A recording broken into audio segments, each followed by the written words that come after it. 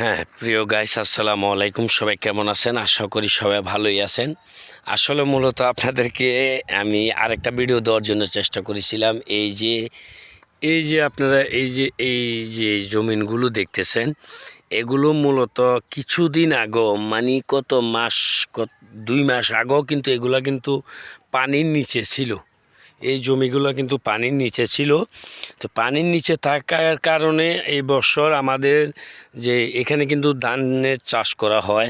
আপনি দেখতেছেন যে এই জমিগুলা কিন্তু সম্পূর্ণ জমিতে কিন্তু ধানের চাষ করা হয়। কিন্তু এবার বৃষ্টির পানির কারণে কিন্তু এখানে এবছর কিন্তু ধানের চাষ করা হয়নি। তো মূলত এখনও কিন্তু এই জমিগুলো এখনও কিন্তু খালি। তো আপনাদেরকে দেখানোর চেষ্টা করতেছিলাম যে আমাদের এলাকাতে যে পানি হয়েছিল, পানির কারণে কিন্তু মূলত এবছর ধানের চাষটা করতে পারিনি। এই যে একটা জায়গা, এই যে আপনাদেরকে দেখাচ্ছি, এটা হচ্ছে যে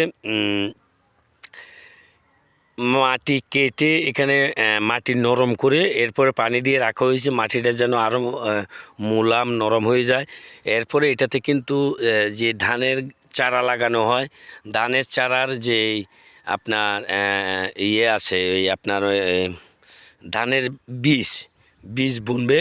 বীজ বোনার পরে মূলত এখান থেকে যখন বীজগুলা থেকে যখন ধান গাছ উঠবে, তখন মূলত এখান থেকে নিয়ে যে এই জমিতে চাষ করে লাগানো হবে। তো এই বছর কিন্তু আমাদের এখানে কিন্তু ধানের চাষ করা হয়নি, কারণ এই যে আপনাদেরকে আমি দেখানোর চেষ্টা করি, এই যে আপনারা দেখেন এখনও কিন্তু মাটিগুলা খুবই নরম। এগুলো এই যে দেখছেন, এখনও কিন্তু মাটিগুলো খুব নরম, কারণ আমাদের এখানে পানি হয়েছিল।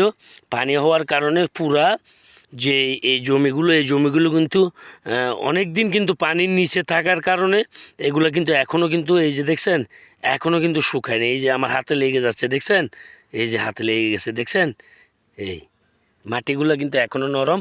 তো মূলত এখানে আবার আপনাদেরকে আরেকটা জিনিস দেখাচ্ছি। আপনি হয়তো কেউ জিজ্ঞেস করবেন যে আপনি বলছেন যে ধান লাগানো হয়নি, তাহলে এগুলো কি?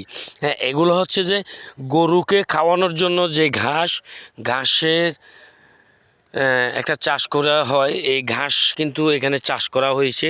এই যে আপনারা দেখতেছেন, এটা ঘাসের ক্ষেত, এটাতে ঘাস চাষ করা হয়েছে, এরপরে এটাতে ঘাস চাষ করা হয়েছে। এইখানে আরও কয়েকটা জমি আছে, এগুলো থেকে মূলত ঘাস চাষ করা হয়েছে।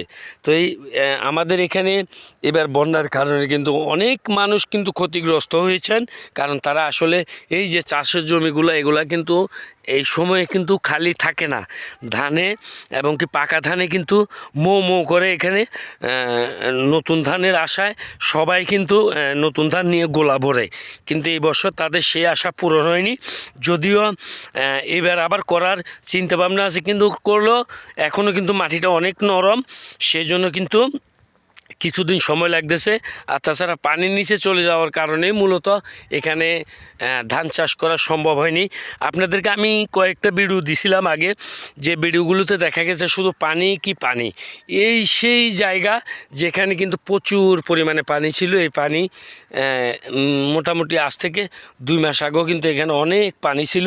সেটাই মূলত আপনাদেরকে দেখানোর চেষ্টা করেছি। তো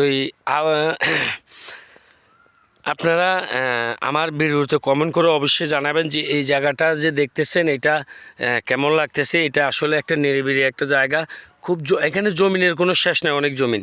তো আমাকে অবশ্যই কমেন্টে জানাবেন, আর আমার ভিডিওটি কেমন হয়েছে আমাকে অবশ্যই আপনার কমেন্টে জানাবেন। আবারও দেখা হবে অন্য কোনো ভিডিও নিয়ে। সে পর্যন্ত সবাই ভালো থাকবেন এবং কি আমার জন্য দোয়া করবেন। আল্লাহ হাফেজ।